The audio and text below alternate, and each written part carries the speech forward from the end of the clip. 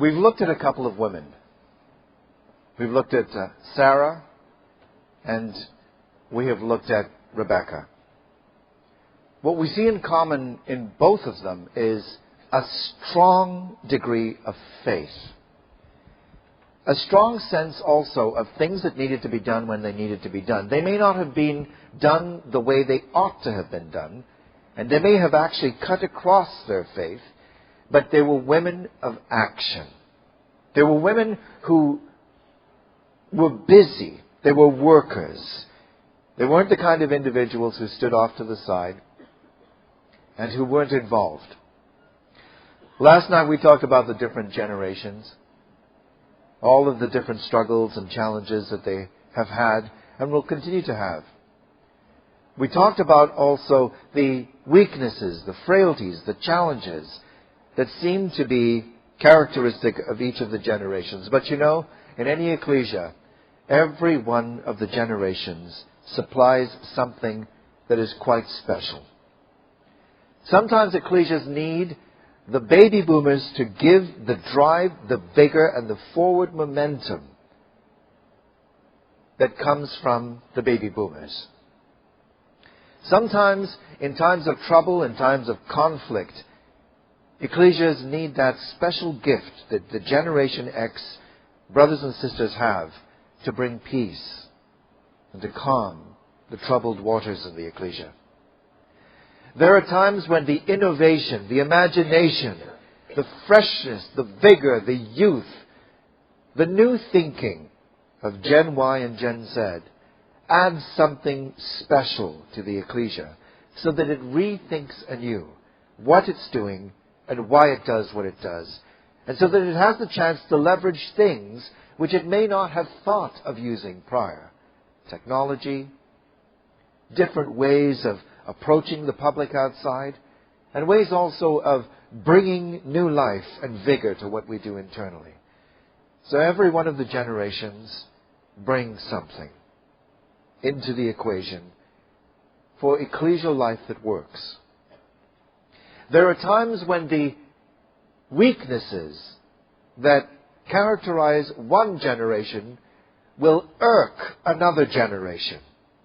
And so when an older generation is about formality and structure and order, this can become very irksome to younger generation people. And in times of conflict like that, it's useful for us to think in terms of what's important to the generation of the brothers and sisters who would like things to be working in a particular way. When you understand what the veterans had to build, they were also called, not just the silent generation, but others have called them the greatest generation because of the rebuilding of the world after World War II. There are times when you have to remember, as a young person, that your old grandmother, grandfather, uncle, aunt grew up in a generation where order was reestablished out of disorder and chaos. And so for them, order is about being healthy, being, as far as the truth is concerned, focused and running well. And if you understand that about them, when you are dealing with what comes across as inflexibility, you can speak to them on the basis that we can still have health, orderliness, things done decently and in order if we do what we're suggesting to you. We know how important that is. And we don't ever want to do things that are disorderly, disrespectful, or that don't work. So please, work with us on this. And that way the generations are able to connect and work with each other. And the old brothers and sisters, the older ones, when they understand, the young people sometimes need to be able to try out or to propose an idea, which it won't break anything, it won't make things not work, but it might be worth trying to see, will this invigorate the ecclesia? The generations change. Things move from one generation to the next, and change is a constant for all generations. So Dinah was a young woman in the ecclesia, a young woman in the family of Jacob.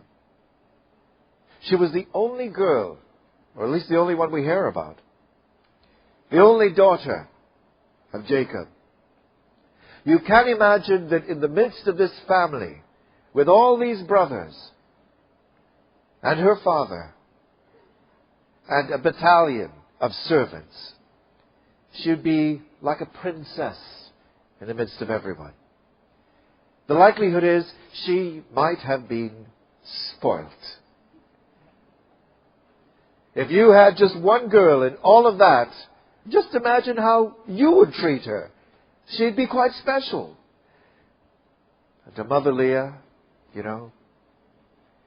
as she watched the development of her boys, the sorrow and the sadness that would have given her, because you can see these things early. You don't wait until they're 25 to realize what kind of children you've raised. You can see it when they're 5, when they're 10, when they're teens. And as she saw what they did, you can imagine. And remember, all of this is about imagination. It may not be the way it was, but if it irritates you into thinking more deeply about the characters, then the job is being done. Maybe Leah was her hope, that of the children, this one might get it right. Maybe this was the one that she poured so much love, guidance, direction into. Maybe this was the one that she kept an eye on and put boundaries around and had a lot more control over, because she saw what had happened to the boys. And this was a girl in the family. So the natural inclination for the parents would be to put more controls around the girl to protect her. Did Dinah see on her mother's face all the marks of suffering, of sadness, of yearning? Leah only wanted one thing. She wanted Jacob to love her. Just that he would feel for her something close to what he felt for her sister. She knew she was the woman he had been tricked into marrying, and she knew that would always be a barrier between him and her. But she loved him so much. She yearned for his love. Might a teenaged girl not disrespect that in her mother? Might she not be angry? Why do you have to be so needy? Why do you need him to need you? Why can't you just be yourself? Might she not have looked at her father with the way he managed the family, which was by not managing the family? By letting everything go. Like Isaac, he had withdrawn to his tent. His tent. It was bartered about like an animal between the women with mandrakes. He couldn't get the boys under control.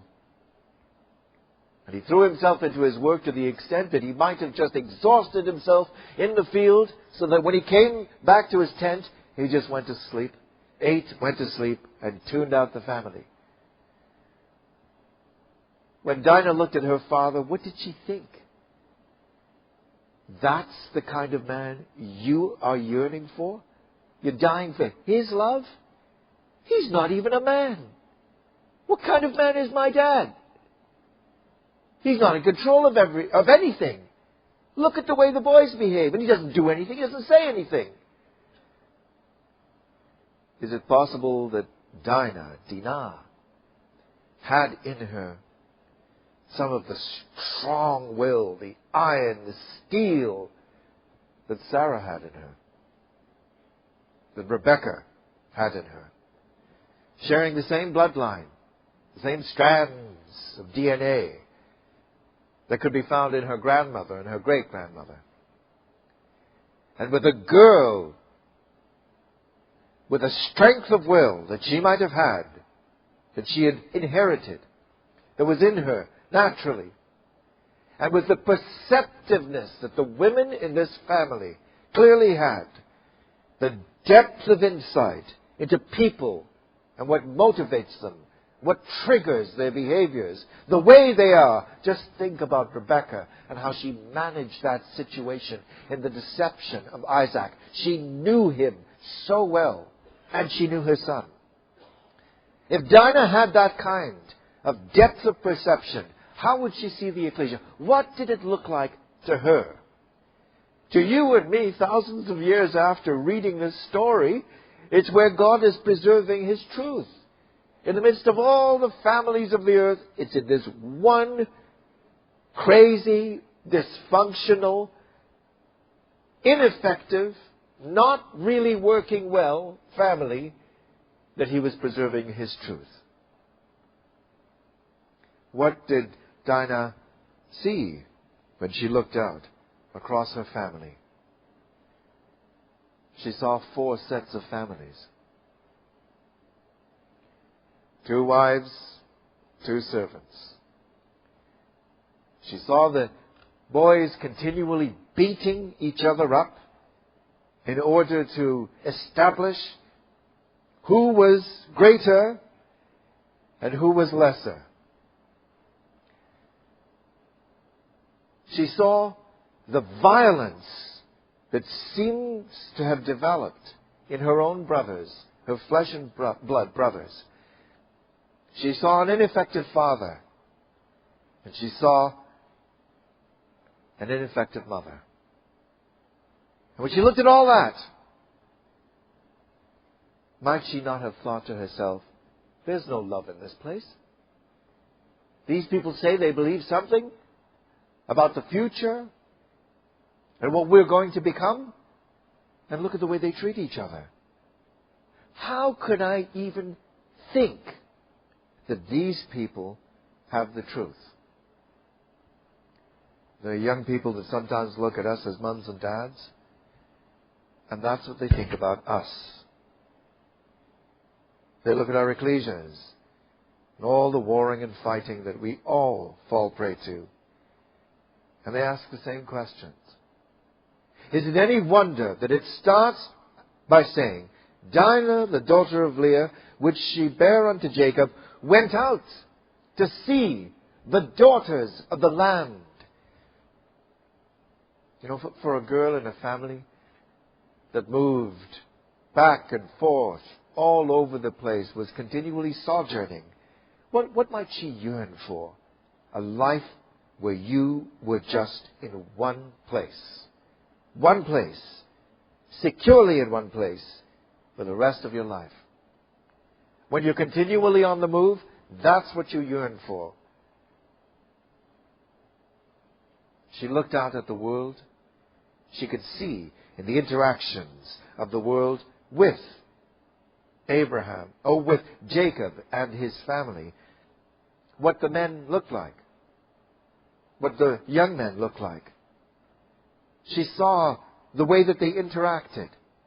She imagined, as she looked out at the people in the town around, that there was warmth, acceptance, love, inclusiveness, no exclusion. She didn't see people fighting and warring out there. And she wanted to know, what is that all about? It wasn't just that she went out to see them. She went out there to get to know them. She wanted to understand who they were, what kind of people they were. So she went out. Now just think. Think about the logistics that young lady had to deal with. Now, we can imagine she might have been a young teen. Think of the logistics. You're the one daughter of Jacob. Everybody is keeping an eye on you. Where is Dinah? Oh, there she is. Always keeping an eye.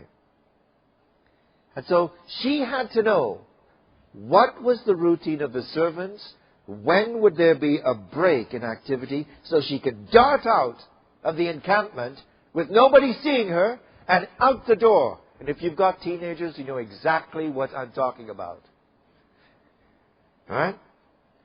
You know exactly what I'm talking about. So she knew the rhythms of the family and of the encampment. She knew where the break points were, and she got out so that nobody could see her. Because, just consider it. Would she have been allowed to go out into the city on her own? Just think about that, baby boom mother. Would you have let your child just pop on the bus and go into town at 15 years of age on her own? No, you wouldn't. Absolutely not. So what does that tell us then about this girl, if it happened that way? She's clever, perceptive, innovative, has high personal initiative, and a strong amount of self-confidence because she knows what's going to happen when she comes back home. And she does not care, which means she has the strength of personality to withstand whoever yells at her to whatever extent. Do you have a firstborn child like that? You might. You might have a daughter like that. Right? And that's what this girl does. She goes out knowing full well what she's going to get back home.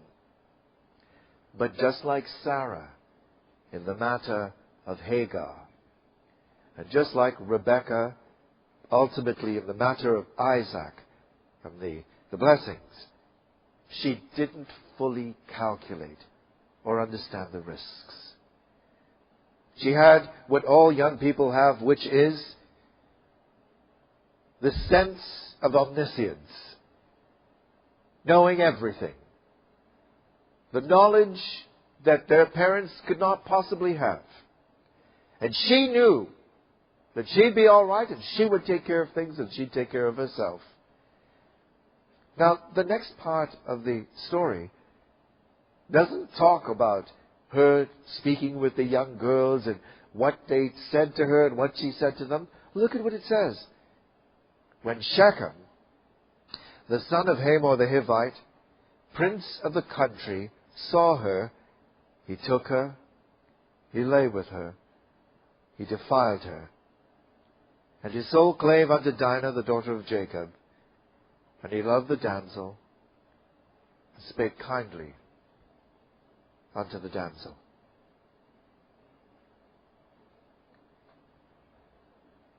The words,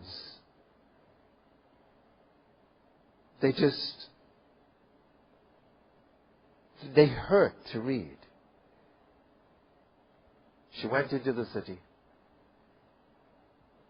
And though she thought she had control of the situation, she lost complete control of it. Now just think. This girl who has been treated like a princess all her life. And she is. She's a princess in the house of a king, of Jacob. And who looks around and she doesn't have a friend among the servants.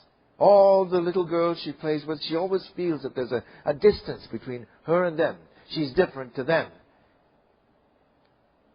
For the first time, goes into a town and sees a prince. A prince. And doubtless he would have been extremely good looking. For this to happen, he would have been charming and insightful about people. For this to happen also, he may have had attractive qualities in his personality. But in his society, he would have been spoilt likewise.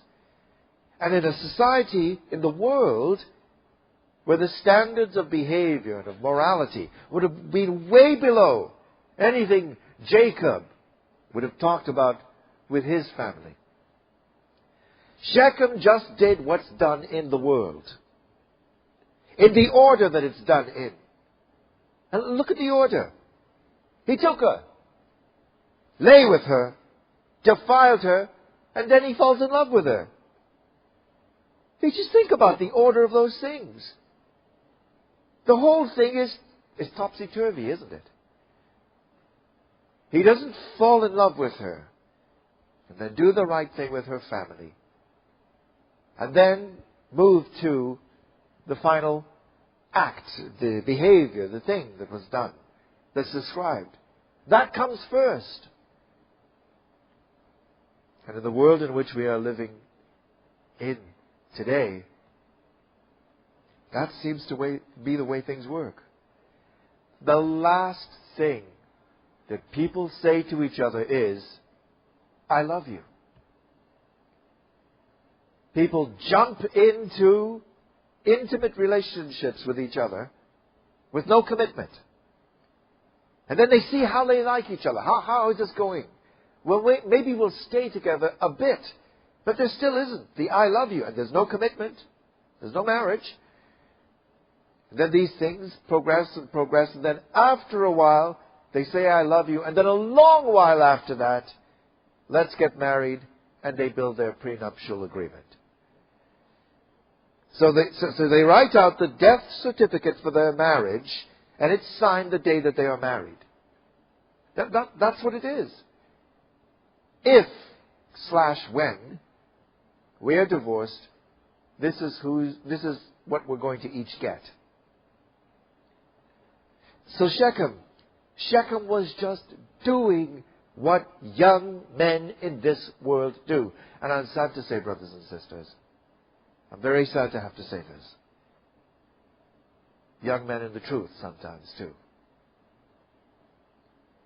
And we need to remind our young men, as well as our young women, in this world of no morality, of low behavioral standards, of no honor in relationships between men and women, we need to remind them about what relationships are supposed to be. So that our young men are taught, you never, ever, ever push a young woman past a particular boundary line that she should not be pushed beyond. You don't do it. You don't do it for her, and you don't do it for you. And you don't do it for God. And so that our young women are taught the same thing. That does not mean that they will do what we've told them to do. But we've given them as much and as best we can a sense of the importance of this issue. The consequences if you go past. What could happen to you both? The responsibility and obligations that you have as these things happen and progress beyond a point of no return. So they know. Should they make these mistakes, as all of our children do these days. Now put yourself in the shoes of young Dinah. There you are in this absolute pitch blackness of emotional crisis. You've lost everything. You broke the rules, you outsmarted everybody, you got into town, and you were completely outsmarted and taken advantage of. You now know, I cannot go back home. I can't go to my mother and look her in the face after this. I can't go back home because of what my brothers will do. Now, what would my dad say? I'm an absolute mess. I've messed up everything I was raised with. And it's nobody else's fault but mine. The boy sees something in her. You know, young people that are raised in the truth, they don't know it. But there's something in them that makes them different, whether they leave or not, to the world outside. They may run far away from the truth and go out into that world, but there's something, Sunday school, ecclesial life, the readings, youth activities, Bible schools, all the things that they've done in the truth. There's something that's been put into them that makes them different to the world outside. There's a depth of character that they have that is different to the superficiality and the sheeny glossiness of the world outside. Unlike the Christmas tree decorations that many people in the world seem to be, there's a weight to them and a substance to them that makes them attractive to people yearning for something deeper and richer than the skin-deep relationships that people specialize in the world today. That's what Shechem saw in this girl. Do you not think he had the run of all the beautiful girls of the town? Clearly, in doing what he did, that's what he did have.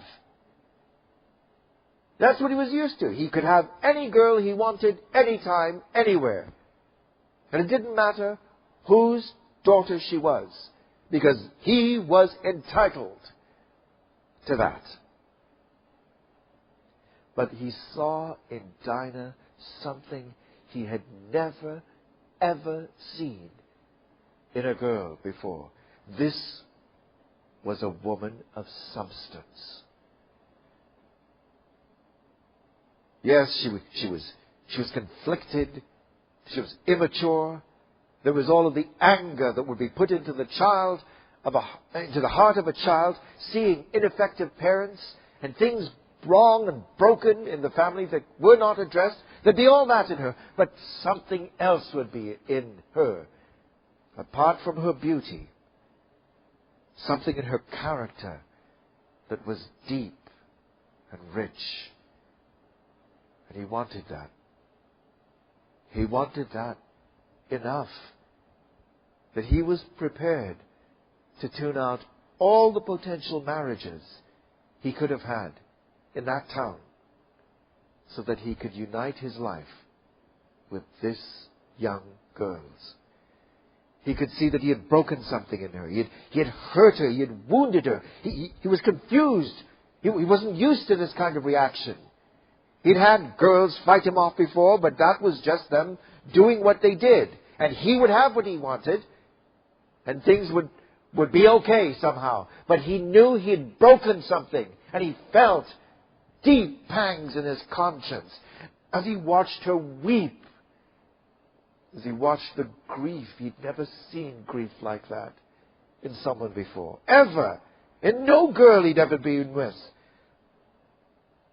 He didn't understand the grief. As he asked her and talked to her, and she told him what had just happened, and what that meant for her, and what that meant for her family, and who she is, and who her father is, and why this was something that was not going to be acceptable to her family. He began to understand something that was a different model to what he had grown up with. It was something that was entirely foreign to him. But he was a young man who had elements of good character in him too. And he had a conscience. And he felt very badly about what had happened. And he spoke kindly unto the damsel. Shechem spake unto his father Hamor, saying, Get me this damsel to wife. And Jacob heard that he had defiled Dinah his daughter. Now his sons were with his cattle in the field. And Jacob held his peace until they were come. So you're Jacob. The one daughter you have amongst all of the sons, in the midst of all the troubles of your life, all the troubles of your difficult, harsh, challenging life. That one little girl that you have, you've just heard, she went into the town unaccompanied, and she was raped. if you felt like you were an incompetent father before that point in time, how would you feel when you heard that? Well, we know how he felt because he's almost speechless. There's a little bit of an echo, an interesting echo. This goes back to the days of Rebekah. Rebekah was the daughter of Bethuel. But when you look at the narrative of Eleazar negotiating with the family, who negotiates with him? Laban and her mother. Bethuel recedes into the background. It's almost as if Rebekah had grown up with a father who was ineffective, who was not a leader, who couldn't guide, who was checked out mentally, emotionally, who wasn't always engaged and committed to the work and dealing with the messiness of family life. And so the mother and the son and the daughter picked up the slack. And they made things happen, and they worked things out. So when Rebekah does what she does with Isaac, she was used to taking control. She was used to seeing her mother and her brother take over because Bethuel might not have been an effective leader. And so what happens is, in this story, Jacob will recede into the background. And his voice will not be heard. And it's a telling moment. It shows us an aspect of the character of Jacob. And it also tells us how far this family had fallen from where a family ought to be to what it had become. Verse 6, and Hamor, the father of Shechem, went out unto Jacob to commune with him. The sons of Jacob came out of the field. When they heard it, they were grieved, and they were very wroth, because he had wrought folly in Israel in lying with Jacob's daughter. Now just pay attention to that. He had wrought folly, which thing ought not to be done. So here's a group of young men with all of their fighting, all of their competition with each other, all the fighting and ugliness in that family, who have a strong sense of the way things ought to be done. Sound familiar, brethren? Sometimes we're like that too. Sometimes we've got this strong sense of the way things ought to be done. And we're focused on one thing or two things that ought to be done, when everything else is falling apart and a mess. Everything else.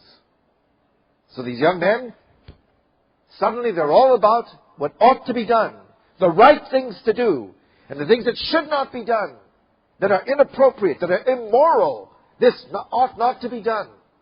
That's the attitude that they come from the field with. Hamor communed with them, saying, look, the soul, the heart, the very being of my son Shechem longs for your daughter. I pray you, give her him to wife. And make ye marriages with us, give us your daughters, give your daughters unto us, take our daughters unto you, and ye shall dwell with us. And the whole land shall be before you. Dwell, trade ye therein, and get you possessions therein. So what's he doing? What is Hamor doing? Hamor, by the way, his name has an unfortunate meaning. It's donkey. It's ass. And so here is Hamor, like all the donkeys of Wall Street. And what is the essence of his negotiation? Here's all the things you can get if you let them get married. You get this, get that, get this, get that. It's all before you. You can get all of these things. It's all about wealth and riches and materialism. Because that's what this town has to offer. It's the Christmas tree decoration that the world offers. It looks solid, everything looks good. Any pressure on it and it's gone. There's nothing in it but air. But space. And so he says all these things. And then Shechem said unto her father. Shechem talks to her father. And can you imagine? You are Jacob. And you are looking in the face of this boy that has raped your one little girl. And he's talking to him. And he says, let me find grace in your eyes. And what ye shall say unto me, I'll give. Ask me never so much dowry and gift. I'll give according as ye shall say unto me. But give me the damsel to wife. And there we see the full character of this boy to whom the truth could have been taught. This boy Shechem. Because he's willing to give everything he owns. Everything. So that this girl can be a part of his life. And he appeals. He knows what he has done. He knows what that means to her father. And yet he bravely puts himself forth. He doesn't put daddy in front of him. There's no helicopter daddy in front of him that's somehow negotiating on his behalf because my little 19-year-old can't speak for himself. The boy comes forward and humbles himself in front of the man whose daughter he took advantage of and whose heart he broke. But he's fallen in love with her. And he's apologizing and asking that he will extend this gift to him. And he'll give him anything he wants. Everything. It's all he knows to do. I'll give you something for it. Because that's what he was raised with. I mean, look at his dad. He grew up in Donkey Town, didn't he? And so it says, and the sons of Jacob answered Shechem and Hamor his father deceitfully. And Jacob doesn't say anything. Why? Because he's crushed. But also, might it not be there was something he saw in this boy, something in him that made him think, maybe something good can come out of this. But in his confusion, he says nothing. And so the boys, who were never united for any purpose except to do evil together, or when they were hungry and had to go down into Egypt when famine came about, here they are united to do an act of evil, these boys. And what they say is, we can't do this thing, to give our sister to one that is uncircumcised, for that were a reproach unto us. But in this will we consent unto you. If ye will be, as we be, that every male of you be circumcised, then will we give our daughters unto you, and we will take your daughters to us. We will dwell with you, and we will become one people. What have they just articulated? The promises made to Abraham. That's what they've done. They have taken the truth and preached it to these men as a foundation for a marriage, for a deal that they're making with them. That's what they've done. The uniting of Jew and Gentile. Circumcision to make one people. Well, what happens is Hamor runs back to the town. And look at Hamor. Look at Mr. Donkey, the negotiator. Look what he says. First of all, verse 19. And the young man deferred not to do the thing because he had delight in Jacob's daughter. And he was more honorable than all the house of his father. And Jacob saw that. Jacob saw something in that boy. And Hamor and Shechem his son, came into the gate of the city, communed with the men of their city, saying, These men are peaceable unto us. Therefore, let them dwell in the land, and trade therein. For the land, behold, it is large enough for them. They're brilliant negotiators. Hamor is absolutely brilliant as a negotiator. Let's take their daughters to us for wives, and let us give them our daughters. Only herein will the men consent unto us, for to dwell with us, to be one people. If every male among us be circumcised as they are circumcised, shall not their cattle and their substance, and every beast of theirs be theirs, every beast of theirs be ours? And the men said, what was that bit about the circumcision? What's that all about? And so they walk through what circumcision is, no doubt. But he reaffirms, and this is all that we're going to get. Because in Donkey Town, what you get is what you've got. So everything that they can get, they're willing to put up with the pain to get that. What happens? It says, and unto these men, the men of the city hearkened. Every male was circumcised. All that went out of the gate of the city. And on the third day, when they were in the maximum amount of pain and incapacity, the sons of Jacob, Simeon and Levi, Dinah's brethren, took each man his sword, and came upon all the city boldly, and slew all the males. These are the men to whom they had preached the truth. These are the men who had been circumcised. It was as if they had taken people, and while they were baptizing them, held them under the water and drowned them. That's what these men did. Simeon and Levi. And then it says,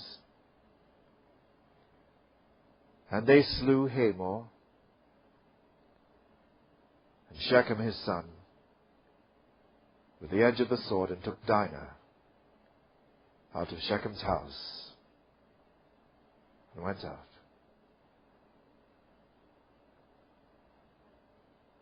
Can it not have been that Dinah saw the character that was in Shechem?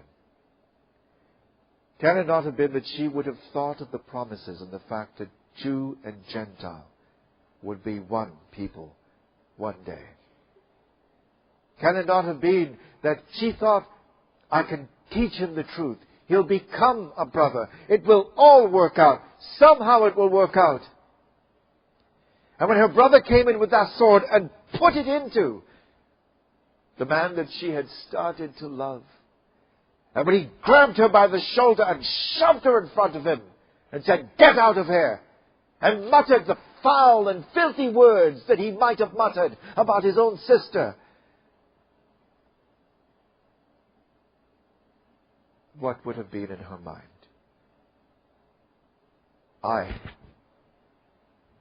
I did all of this. I killed Shechem. It says, these men then took all the sheep, oxen, asses, everything that was in the city, everything that was in the field, all their wealth, all their little ones, and their wives, took they captive, and spoiled, which thing ought not to be done. These men of integrity showing their true character in what they actually did. They took the women. When Dinah went back home, bearing all the burden of the earth on her shoulders, and went into Leah's tent, and looked on Leah's face, and saw that she had added to all the pain that Leah already had a whole new overlay of anguish. What would our young sister have felt? I imagine her staying in her tent, barely ever coming out. The children of the family were not encouraged to go near Dinah's tent. Every once in a while, Dinah would come out from the gloom, the darkness of her tent, just to feel the sunshine on her face, and would see a woman of Shechem going by, a heavy burden of wood on her back, her clothes and rags, and one black eye. And their eyes would meet, and she would turn around and go back into her tent. Their eyes would meet, and she would turn around and go back into her tent. Their eyes would meet,